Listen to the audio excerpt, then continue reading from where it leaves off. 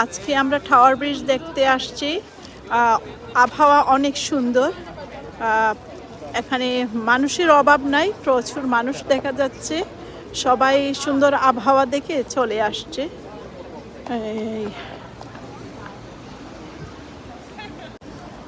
আমরা কয়েকটা বন্ধু মিলে আসছি এবং বেশ মজাই করছি। যে ঘোরাঘুরি, টাওয়ার ব্রিজে ঘোরাঘুরি, আড্ডা, খাওয়া, ছবি তোলা, গান গাওয়া, আর কি আপনারা আর কি করেছেন?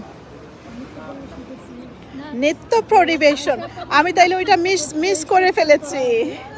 নৃত্যটা আমি মিস করে ফেলেছি।